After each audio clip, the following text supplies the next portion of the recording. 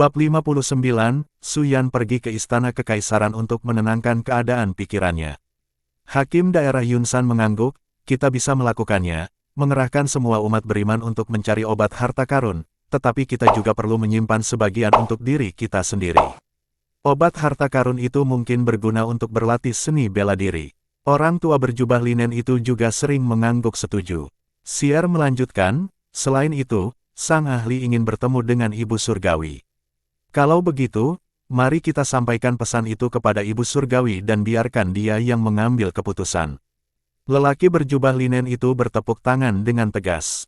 Juga, kita tidak boleh membocorkan pesan ahli di Kabupaten Yunsan, kalau tidak, penduduk kota prefektur, kota kekaisaran, akan bergegas mengganggu ahli itu.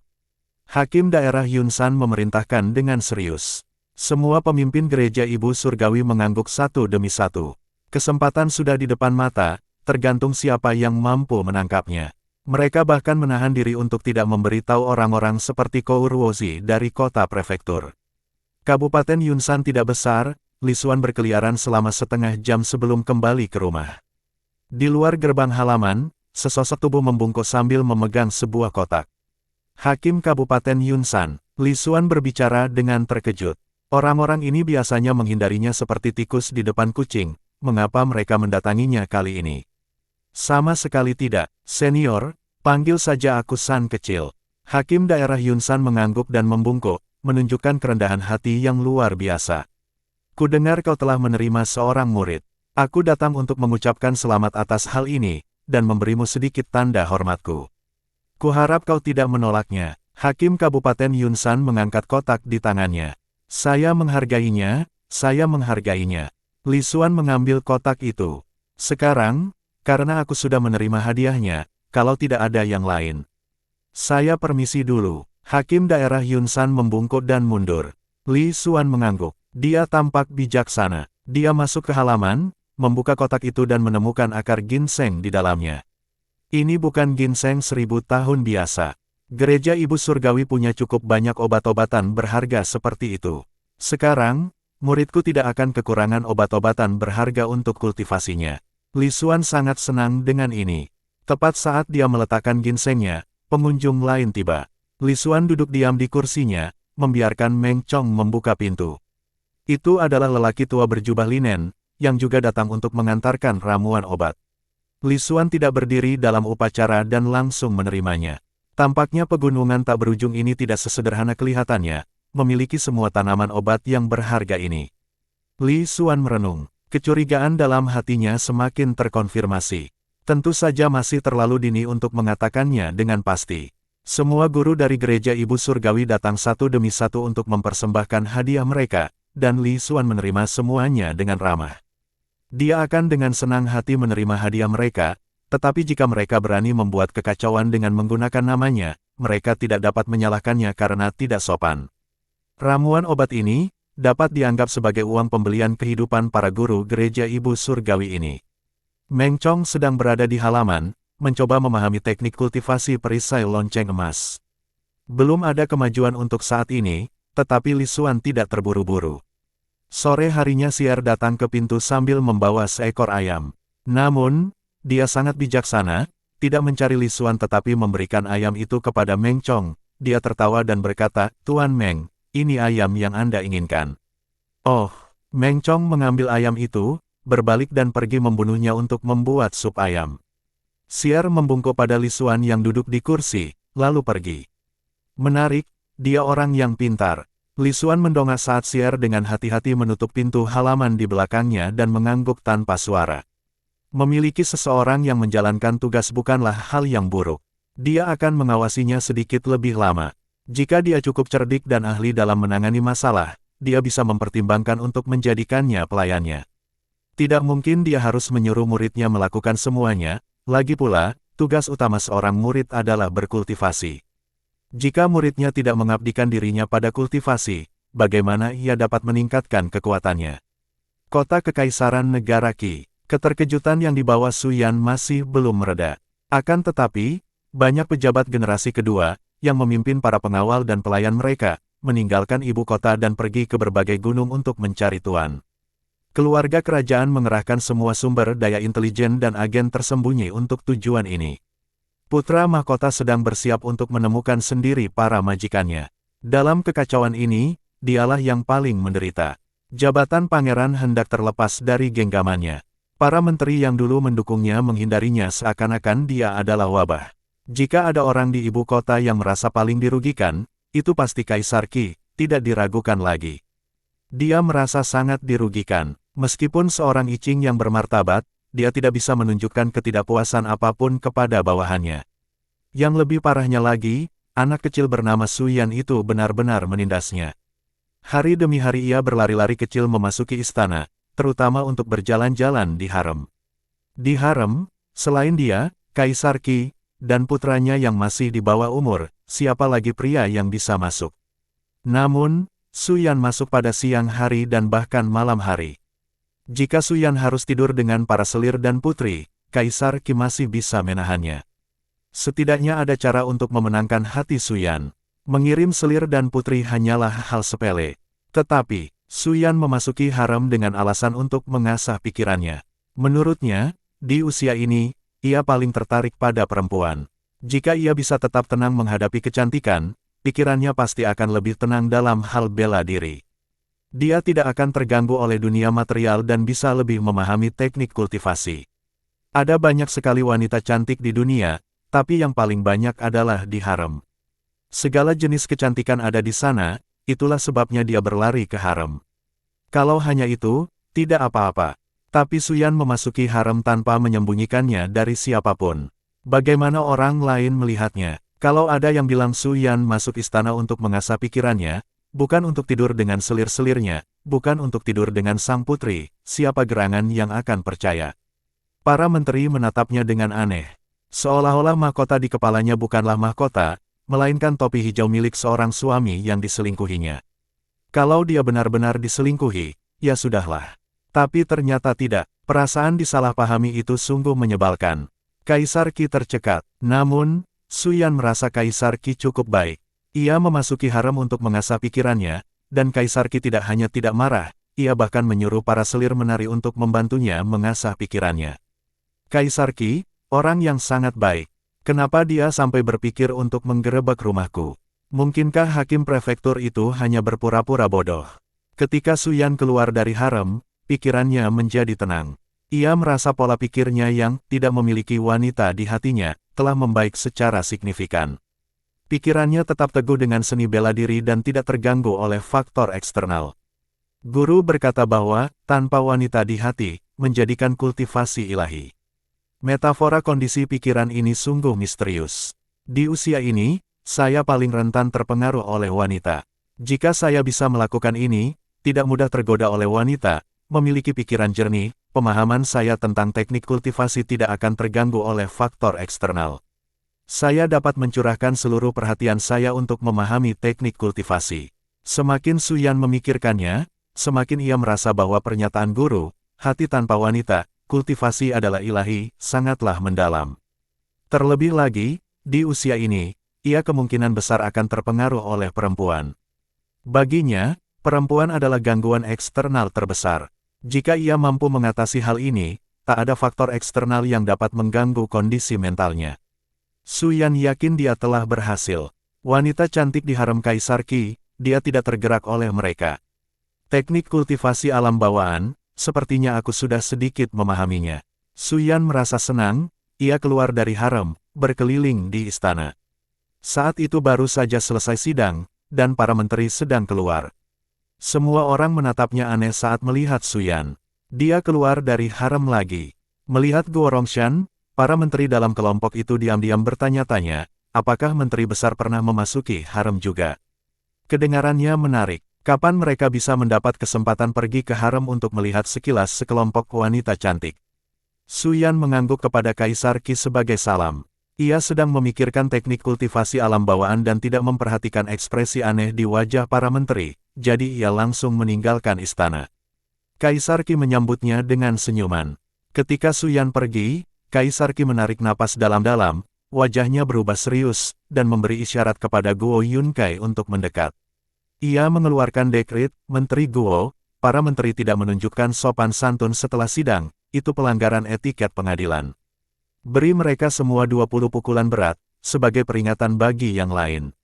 Guo Yunkai tertegun dan mengangguk pelan, hamba ini mematuhi perintahmu. Keponakanku terkutuk, seharusnya dia tidak masuk harem secara terang-terangan. Kaisar masih punya harga diri, loh. Hanya dia yang bisa memberikan hukuman seperti ini kepada menterinya. Hari itu, para menteri secara kolektif menerima pukulan di luar istana.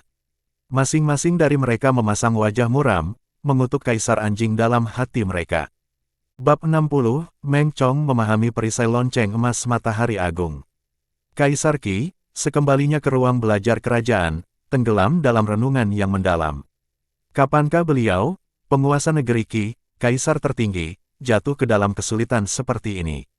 Bermula dari perebutan tahta, putra ketiganya kehilangan sebuah batu giok berharga dan kalah dalam perebutan tahta.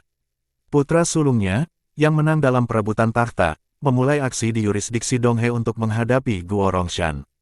Para menterinya lah yang mendukung putra sulungnya, membersihkan jalan bagi putranya dengan melenyapkan sekte Tianmu di yurisdiksi Donghe, mempersiapkannya untuk posisi putra mahkota. Akar dari semua ini dimulai dengan penjarahan rumah tangga Suyan.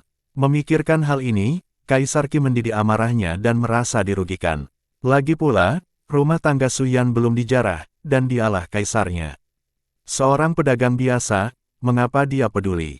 Dia bahkan tidak menyadari masalah ini. Namun, ia akhirnya menanggung beban perbuatan yang tidak dilakukannya. Keluarkan dekrit itu, putra mahkota telah bertindak tidak berbakti. Cambuk dia 30 kali, dengan keras. Kaisar Qi memberi perintah, giginya terkatup karena murka. Karena tidak mampu melampiaskan amarahnya pada Suyan, dia malah melampiaskannya pada putranya sendiri. Putra mahkota kebingungan, menderita 30 cambukan karena tidak melakukan apapun. Ketidakadilannya sungguh luar biasa. Ia mengutuk ayahnya dalam hati, kakek tua, yang menerima pukulan dari orang luar, lalu melampiaskannya pada anaknya sendiri. Di dalam rumah besar Raja Qi, Suyan duduk bersila di tempat tidur, pikirannya jernih, memasuki kondisi di mana ia melupakan dunia dan dirinya sendiri, seluruh dirinya terserap dalam pencerahan teknik kultivasi. Dengan peningkatan yang signifikan dalam kondisi mentalnya, dia hampir bebas memasuki alam ini, memahami teknik kultivasi dengan sepenuh hati. Secercah pencerahan mengalir ke benaknya. Suyan merasa bahwa ia hampir memahami teknik kultivasi alam bawaan. 3 hari berlalu, Meng Chong masih belum memahami teknik kultivasi, masih merenungkannya. Li Xuan duduk di kursi, menyaksikan pemandangan ini, dan mulai merenungkan bagaimana membimbing muridnya. Ia berusaha menyempurnakan metode latihan lonceng emas Matahari Agung, sedetail mungkin, untuk membantu Meng Chong dalam pencerahannya. Mungkinkah murid keduaku tidak begitu pandai dalam hal pemahaman? Li Xuan pun tenggelam dalam pikiran mendalam. Dari luar, Meng Chong tampak seperti pria tangguh. Namun, proses berpikirnya unik. Ia berpikir secara berbeda dari orang lain, menunjukkan kemampuan pemahaman yang tinggi. Tiba-tiba, cahaya keemasan muncul. Muridmu sering memasuki harem Kaisar Qi untuk meningkatkan pola pikirnya. Tanpa wanita di hatinya, kondisi pikirannya yang mendalam pun meningkat. Kau telah mencapai kondisi pikiran jernih. Li Xuan terkejut. Muridnya yang bodoh memasuki harem Kaisar Qi untuk meningkatkan mentalitasnya. Hanya untuk meningkatkan pikirannya. Oh, murid ini, Li Xuan mendesah. Suyan, muridnya ini, memiliki pemahaman yang unik. Kemampuannya memahami hal-hal yang tidak biasa sungguh luar biasa. Kalimatnya, tak ada wanita di hati, yang tercerahkan karena memiliki kehadiran ilahi, ditafsirkan secara khusus sebagai metafora untuk kondisi meditasinya. Yah, setidaknya dia tidak benar-benar tanpa seorang wanita di hatinya, tetapi menggunakannya sebagai metafora untuk keadaan pikiran seseorang. Pada titik ini, pikiran Li Xuan jernih, tidak terganggu oleh pengaruh eksternal, yang memungkinkannya untuk sepenuhnya membenamkan dirinya dalam suatu keadaan. Inikah yang disebut kondisi pikiran jernih. Tidak terpengaruh oleh hal-hal eksternal, mampu melihat menembus ilusi, dan pikiran yang teguh. Li Xuan menemukan bahwa kondisi pikiran jernih memungkinkannya untuk lebih fokus, berpikir lebih tangkas, dan tetap tenang bahkan saat gunung hampir runtuh. Kondisi pikiranku sekarang menyerupai orang bijak. Li Xuan sedikit menyipitkan matanya, siap merenungkan dan menyempurnakan teknik lonceng emas matahari besar untuk Meng Chong, membimbingnya tentang cara memahami teknik kultivasi. Dia cepat-cepat masuk ke dalam negara itu dan menemukan arah penyempurnaan. Apakah ini keuntungan yang dibawa oleh keadaan pikiran jernih? Tiba-tiba, dia menatap Meng Chong. Dia melihat Meng Chong mendongak ke arah matahari di langit, bergumam pada dirinya sendiri. Matahari Agung, perisai lonceng emas Matahari Agung. Dari dalam keluar, atau dari luar ke dalam. Aku mengerti. Tampaknya Meng Chong mendapat pencerahan pada saat itu. Dia dengan gembira menanggalkan pakaiannya, menelanjangi tubuh bagian atasnya, memperlihatkan otot-ototnya.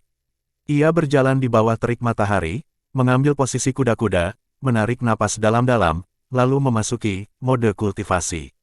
Li Xuan, terlepas dari apakah Meng Chong salah paham, selama dia memiliki semacam pencerahan, semacam ide, itu akan menjadi hal yang baik.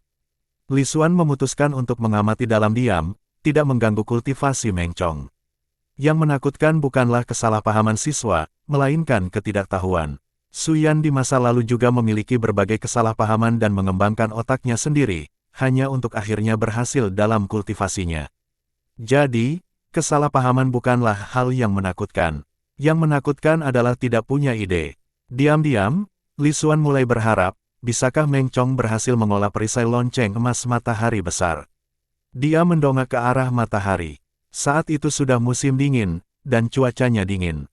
Meskipun matahari bersinar, panasnya tidak menyengat, jadi tidak akan menyebabkan sengatan panas. Dia tidak tahu apa yang disadari Meng Chong, muridnya. Li Xuan tidak berniat ikut campur. Karena muridnya telah mencapai pencerahan, ia hanya akan mengamati dalam diam dengan kondisi kultivasi darah dan energinya yang sempurna saat ini, dan ketajaman persepsinya sebagai seorang seniman bela diri. Jika ada peningkatan dalam kultivasi Meng Chong, dia akan bisa merasakan perubahannya. Meng Chong berdiri di bawah sinar matahari menyinari tubuhnya, membawa sedikit kehangatan. Pertama, rasakan darah dan energinya. Bagaimana cara merasakan darah dan energinya?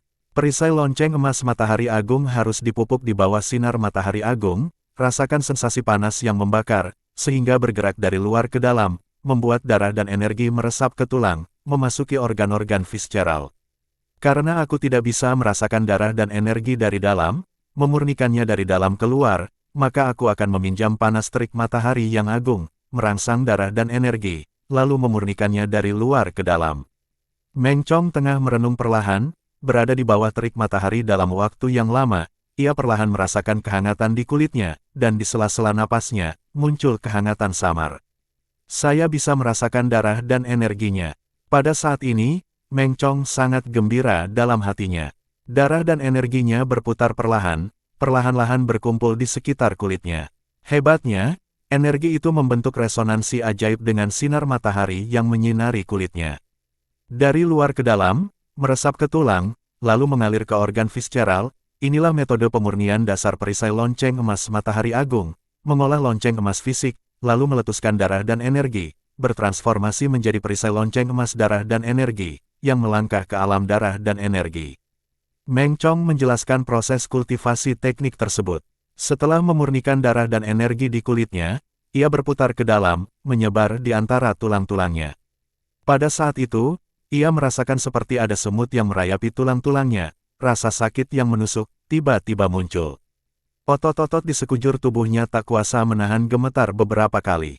Akan tetapi, ia menahannya, tidak bersuara sedikit pun, melainkan napasnya menjadi sedikit lebih berat. Apakah ini pemurnian tulang? Agak tidak nyaman, tapi sensasiku sepertinya berubah. Meng Chong merasa gembira dalam hatinya. Darah dan energi beredar mengelilingi tulang-tulangnya, perlahan-lahan menyebar, dan dalam aliran-aliran kecil mengalir ke organ-organ visceralnya, memurnikan organ-organ yang rapuh itu.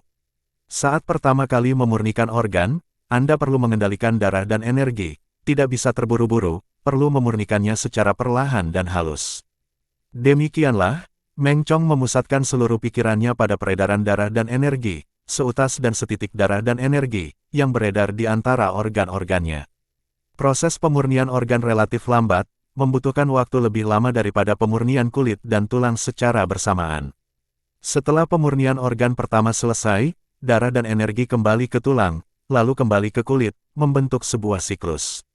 Meng Chong sangat gembira saat mengetahui bahwa tubuhnya tampak memiliki lapisan kebulatan yang tidak dapat dijelaskan dan tidak dapat dijelaskan, seolah-olah bagian dalam dan luarnya harmonis, mulus seluruhnya, seolah-olah sebuah lonceng besar menutupi tubuhnya, atau seolah-olah tubuhnya telah menjadi sebuah lonceng besar yang sempurna. Bab 61, apakah Anda harus berjemur untuk budidayakan lonceng emas matahari besar? Li Xuan selalu memperhatikan Meng Chong. Saat itu, ia menyadari perubahan perilaku Meng Chong, tubuhnya yang semakin kuat, dan darah serta qi-nya yang muncul. Apakah dia berhasil memahami teknik kultivasi dan mulai mempraktikkannya? Li Xuan sangat gembira. Dia mengamati dengan tenang, menggunakan ketajaman inderanya sebagai seniman bela diri yang ahli dalam penguasaan tahap qi dan darah, dan merasakan perubahan pada Meng Chong. Apakah ini fase awal dari perisai lonceng emas matahari agung, di mana tubuh diibaratkan sebagai lonceng yang tangguh? Tubuh fisik Meng Chong menjadi lebih kuat, mencerminkan peningkatan menyeluruh yang memberinya kesan terbungkus dalam perisai seperti lonceng. Saat menatap matahari, Li Xuan merenung. Mungkinkah perisai lonceng emas matahari agung mengharuskan praktisi berada di bawah sinar matahari agar penyerapan qi dan darah efektif selama kultivasi? Jika saat itu musim panas yang terik, bukankah mereka akan rentan terhadap sengatan matahari?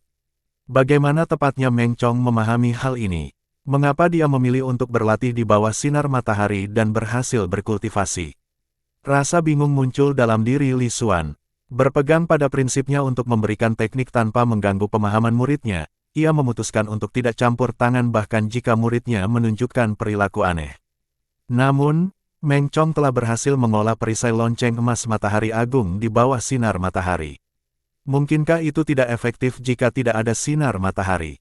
Bagaimana tepatnya dia memahaminya? Li Xuan memutuskan untuk menunggu hingga Meng Chong menyelesaikan latihannya, lalu menyelidiki bagaimana dia mengetahui teknik kultivasi, dan bagaimana dia akan berlatih jika tidak ada sinar matahari. Lagi pula, Meng Chong telah berlatih bela diri sejak muda. Ia memiliki fisik yang kuat dan bakatnya mungkin memang condong ke ranah fisik.